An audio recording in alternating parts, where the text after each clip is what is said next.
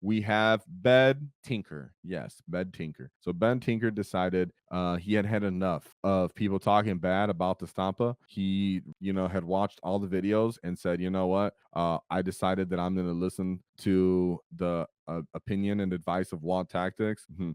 If you guys didn't know, I'm putting my fingers up in quotations. I'm just joking. But the only reason I'm saying that is because I very much is under the impression that I love the Stompa, and ever since the Dread Mob came out, I was like, someone, let's start running the Stompa, right? And consistently we get it. And sure, when it first dropped in 10th edition and the book first dropped, people were running the Stompas at GTs and had a bit of success. A little less common now. Yeah, here we are, Pariah Nexus. Ben Tinker has brought back the Stompa for all of our sakes to represent the Great WAAAGH and to represent all of the Walker Dread mobs. So we have Ben Tinker's 4-in-1 Dread Mob list. So he did go to a MOAB 40K 2024. This was in Wales. He did end up getting 4th place. I will say, yes, he did lose his first game, but he made up for it by getting 3 100-point games and then a 98-point win. Plus, he's staying in the Stompa, so he still gets the exception. I don't care. Awesome job by him. Let's take a look at this Dread Mob list. So we have a Big Mech. Yes, the Big Mech making another appearance. So this is the week after Southern Wales, Australia. Thank you. And this is the weekend after we've seen the Big Mac at the London Grand Tournament, and they had Big Macs there. Of course, we know 2nd place, but we have it here, this Dread Mob list with Ben Tinker. Now, do I still highly advise that you run a Big Mac in Warhorde? Typically, yes. Typically in Warhorde, because you can stack movement potentials on it so you can get him to move faster. Yet, in this Dread Mob ability and an enhancement that he stuck on it, it's very clear to us that he took this, pressed it faster, and stuck it right alongside a big brick of mech guns with smash it guns on them. So we have a big mech with press it faster as the enhancement. That way he gets 2 buttons that can go off. So he has to roll for both of them. You cannot choose one and then roll for the other. You do have to roll for both of them. So do not get duplicates, but hey, it's about luck, right? We have a big mech with shock attack gun with Gift Finder goggles because you got to ignore cover. A basic mech with super glowy things because you had 20 points left over, because that's how it works out sometimes.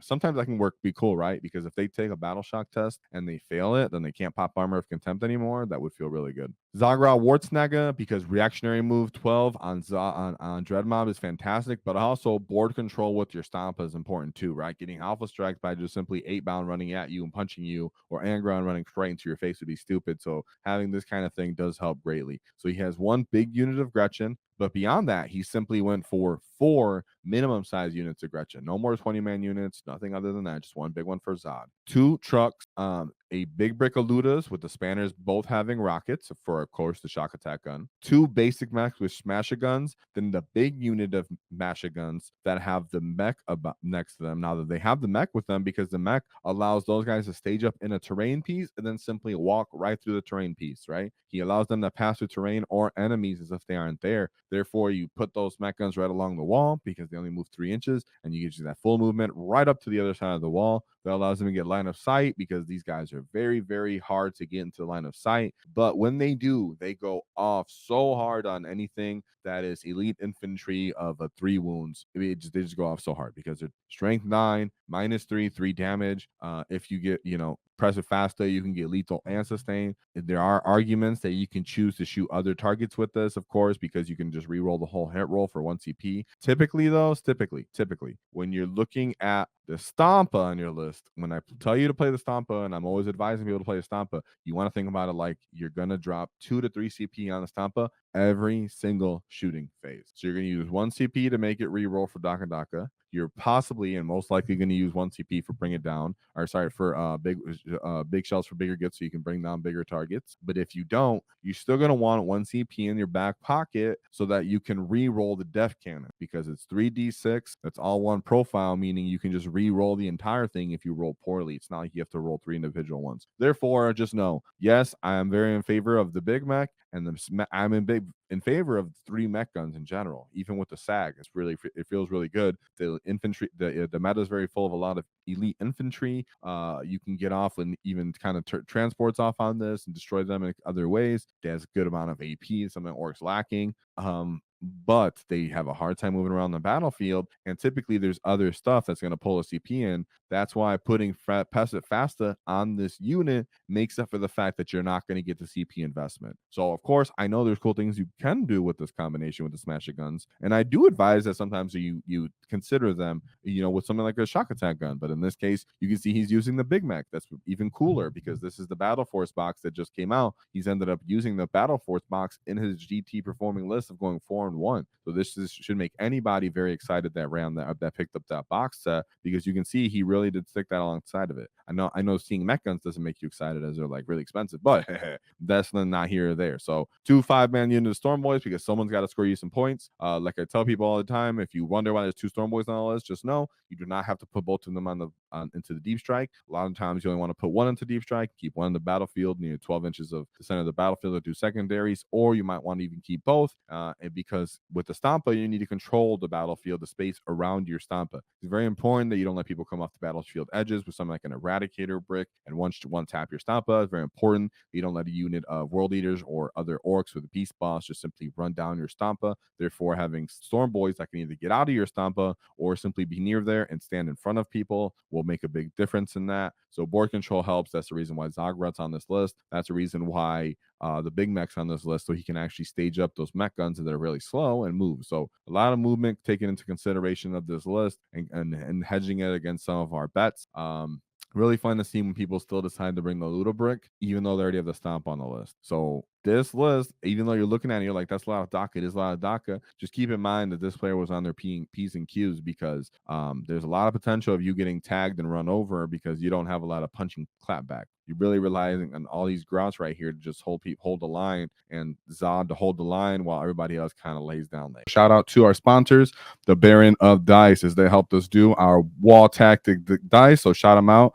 Check them out in the description, 5% off in the discount because nobody likes taxes. And shout out to Baron of Dice. They allow us to do our paint competition. So thank you very much to them. So let's take a look into Ben Tinker's win path, because like I mentioned, he did lose his first game. So in his first game, he went into Necrons Annihilation Legion. So Annihilation Legion is a little weird. It's not the most meta, in some ways it's inferior to other detachments. I forgot what the detachment I would say. What's the detachment people are playing right now? I'm having a brain. Either way, that's not here or there. What it does have is lightning fast reactions, so he can actually give units -1 to hit. They also get some detachment bonuses. I'll show you right now when I show a couple data sheets. So real quick, what's on the list though is a Deceiver Catan, a Nightbringer Catan, a basic Transcendent Catan, Hexmark Destroyer, followed by 2 Scorpion Loads with enhancements, 1 unit of Battle Line Immortals, just 5-man unit, a unit of Scarab Swarms, 2 5-man units of Flayed Ones, 2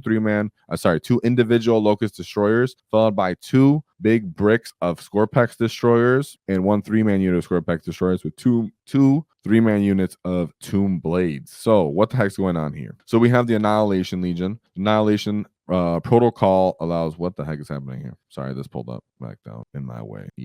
All right, so they allow you to reroll charges, and if someone's below half, you get to reroll, add 1 to the charge. That's not great, but that's not really necessarily the purpose. You can also regen people. So he did bring these big boys of Scorpion Destroyers, not highly impressive like they used to be. They get a respectable amount of punches, 4 attacks, strength 7, -2 damage. You can reroll hit rolls of 1, and if you made a charge roll, you can reroll the whole hit roll once. You can pop devastating wounds on this, and then if you look aside the character you stick alongside them, he does give them lethals. Therefore, he would give them lethals, so you can get lethals and devastating, so that one turn those guys run in, they can really cleave you up. And they also get devastating wounds off the Crimson Harvest from the Scorpion Destroyer. So having some mortals does matter, but having that just innate ability to just smash through when they hit you, and having these Catans. What I will say is the Nightbringer, right? I've played Stompa games into the Nightbringer, and you can either completely just annihilate the Nightbringer, or he just makes all his 4 invulns, he halves your damage, and then he just rolls some good feel no pains. I've had it where the Nightbringer started taking out monoliths and took down the Silent King, and then the Nightbringer walked into him because the Nightbringer is so tiny he can just run from building to building, right? Keep in mind, how are you going to get the Nightbringer from getting to you? And he's rerolling these charges. He's slowly moving towards your Stompa, and other things getting in the way, right? You got the Destroyer's going to be running in the front of him, shooting stuff away. The Immortals clearing up those grouts, because like we see in a Ben Tinker's list, he doesn't have a lot of screening besides prioritize the Grot, that one Grot unit. Other than that, that destroyer unit's looking at Zod like Zod's unit, like, all right, I'll run into you. Therefore, the Nightbringer can slowly, methodically make his way over to that Stompa, and then he does mortal wounds at the end of fighting, so he can chip the Stompa. He actually fights at about strength 14, good AP, D6 damage. So he prolongs and holds the Stompas in place and takes his attention. And even fighting with them, he can hold in place. It's happened to me. So I'm just saying that's not including the other shards and the fact that he doesn't have a lot of, typical, let's say there's big 22-man units of Grots in the way, hold them off a little bit. But it is just so hard to get something like a Catan off of you, and we don't really know what the mission was. He could have just made, because you get to re-roll the charges, some big long bomb charge into the Stompa or something.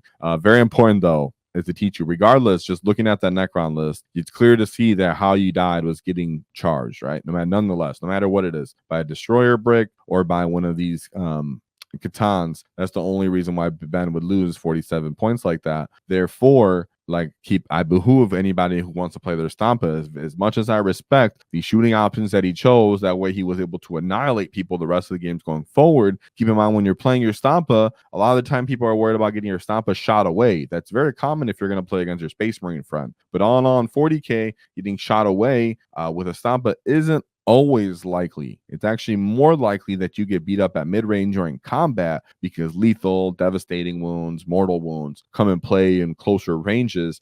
Therefore, that's more likely what took out Ben Stompa in one go in that list. And here we go. So like to see. And yeah, someone brought up the fact that the trucks are interesting choices there. The trucks are interesting choices. I like to think it's most likely kind of like the shout out to Mr. Initiative, where he was taking those shock attack gun units and he was putting them in the trucks. That way they can get line of sight to people when they do get on objectives, right? Because looters are so slow, especially a big 10-man unit, that there's a chance that you want to stage it up. And then when people do move into the mid table, you kind of edge around the terrain that's on the edge of the table. That way you can get a straight line of sight down up across multiple objectives, right? So a lot of the time, one of the trucks is going to maybe have a Grot unit, one's going to have the Big Mac with shock attack gun unit. Therefore, you can get line of sight. So good call out by Chad by that. As for mentioning the truck, then we go on to his second matchup. So after he got the dust knocked off his Stompa, I'm sure it was on the shelf for a while, he went into the Space Wolves with the Champions of Rust. So we have Arjak Rockfist, that guy's made for destroying vehicles. We have Bjorn the Fell-Handed, he's made for roaming orc stratagems. We have Hardborg Deathwolf, followed by Librarian Phobos Armor, Lord Grimnar, Ragnar Blackname, and Wolf Lord on Thunderwolf. We have an Assault Intercessor unit, followed by a Basic Intercessor unit, one unit of Friend Region Wolves Infiltrators, Long Fanes, Scouts, 2 big bricks of Thunderwolf Cavalry, a 5-man unit of Terminators, followed by a Wolfen. So we do have the Thunderwolf Cavalry in this case as well. But if there's one thing you got to know, is that the Thunderwolf Cavalry is getting blown away or swept away by a Stompa. Stompa can just sweep 4 damage by bringing Clinking Claws, so you can root him on 2s, so he'll have sustain in 2s probably if you choose to. But you don't necessarily want to let your Stompa get charred. Therefore, it's more likely that you're just going to shoot into them. Normally, a lot of the time, Bjorn can just stand up to people and be like, you can't shoot me away, especially orcs. Bjorn is getting clapped by a Stompa. Really like to see that. Wasn't the most meta version of a Space Wolf list. A Champions of Rust, a little bit thematic, a lot of characters up in that list. There were some potent data sheets and rules that are going to be possibly taking a hit in the future on there. But all in all, there wasn't enough redundancy, and like anti-tank, there was no Vindicators on there. Vindicators are actually hard for a Stompa to take out, but in that case, there wasn't one. So let's check out his next list. Going into his game 3, he's going to Chaos Knight.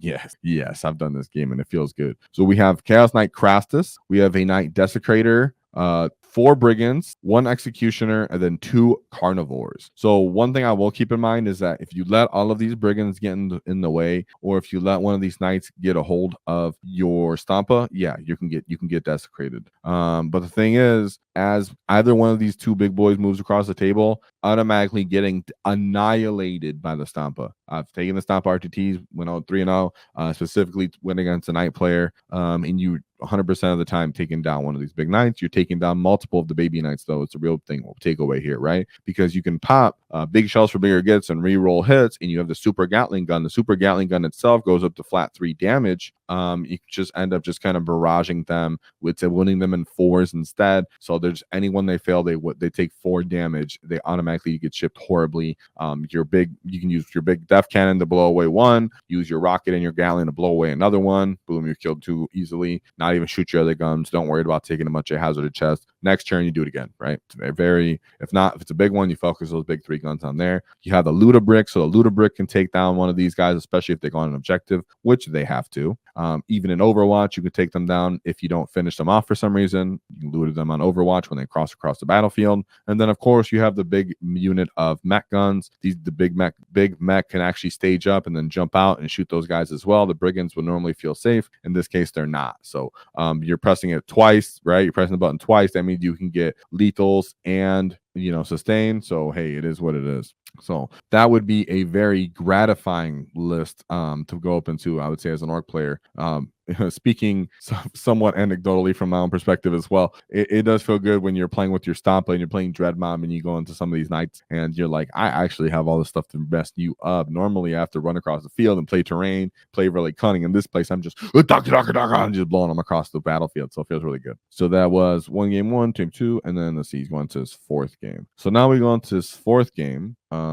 We went to another Knights player. Oh, and before you talk about the other Knights player, let's talk about Aaron, none your business. He said, I just got fired. More time for Warhammer, baby. And lucky you print them. Therefore, you didn't need the money anyways, right? So shout out to you, dude. You should have all the time to print even more boys for the Great WAAAGH. So shout out to Aaron. Hopefully you're joking, or hopefully you're getting spirits because you'll be all right. So shout out to you, Aaron. Then we move on to thank you for the chat, by the way. That's fun. More anybody that does it, I appreciate it. Then we go into his 4th game. So again, he's going in tonight. And like I said before, game match before this, not gonna elaborate too much on it because I just did. But this feels good, my boys. It feels good. It's not like playing against Imperial Knights where they have Canis Rex and they have all these long-range knights that can end up shooting you, right? Chaos Knights are looking to get stuck in, especially their big boys. So they're looking to get stuck in, and then their brigands are like, oh, please, I'm going to shoot you with my 12 strength 12 Melta. Oh, no. And then they get blown away. So it's fantastic. So you have a Knight Abominant, Knight Despoiler, War Stalker, a Brigand, a Carnivore, and then a nice big old Knight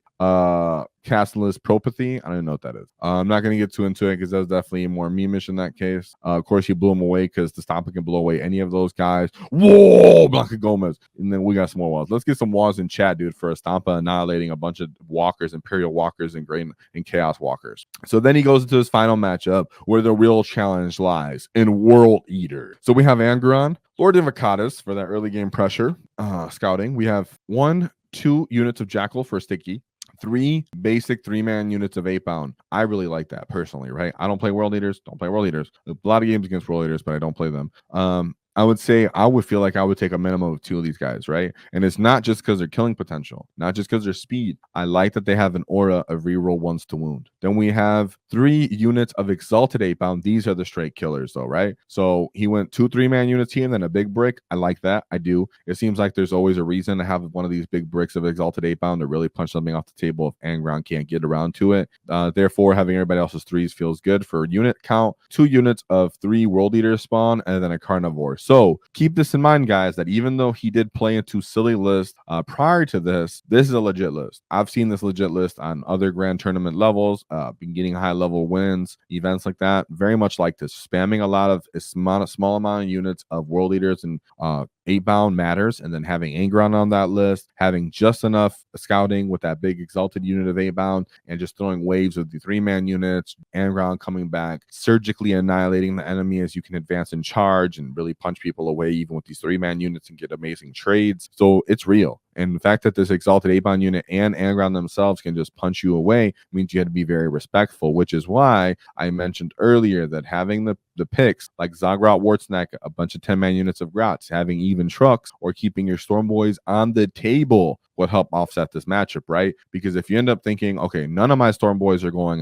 in Deep Strike in this game, therefore, A, you can choose to keep one of the Storm Boys units in your transport if you chose to. Let's say that you had a blind spot and you wanted him to come and sneaky out instead of getting charged. But in reality, you can use your Storm Boys to run out and stand in the way, like I said, of World Eaters and all these Grot units. You can put one of your trucks with Grots in them, throw them up, they run into that, and then the Grots get out, and then you have another roadblock. Not to mention that you have the Smasher guns that they can end up blowing away away all of these 3 wound units easily, because these guys don't actually have 2-up armor saves and armor of contempt. They do have feel no pains, but you have nasty damage 3 that anytime they don't, they're just getting annihilated. So you end up having the board control of the amount of screens, because these are multiple different units, so they require more activations, and then that can actually get in the way, and then enough response units that can shoot. So very much as we look at Ben Tinker and his matchup, he had to go over several kind of meme-ish lists in the middle section of his run, he did have to face at least very respectable world leaders at the end, and that so shows that he did have very good awareness and battlefield control around his Stompa, because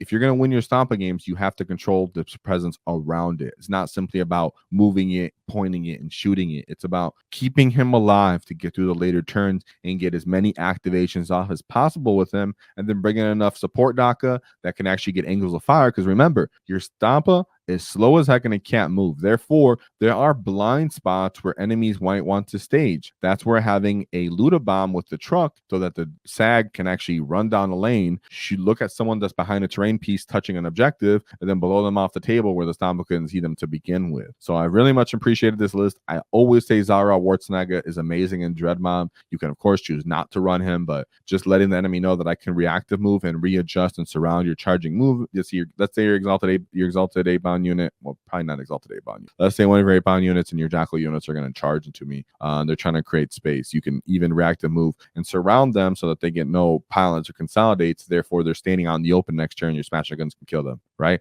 Instead of letting them charge into you, getting more space, and then consolidating onto an objective, or just charging into you and standing behind a terrain piece so your smasher guns can't see them. Now I'm going to reactive move into you. That way, you're just going to charge 1 inch and you're going to pile in right there, and then you're going to be standing in the middle of the table, and I'm going to blow you away. So Zod and the reactive move itself from Dread Mob are where you get the value there as well. So shout out to Ben Tinker for going 4-1 with the Stompa Dread Mob. Whoa! If you enjoyed the clip, check out the full video here. If you'd like to see more tactics, click here. Let's get stuck in, lads!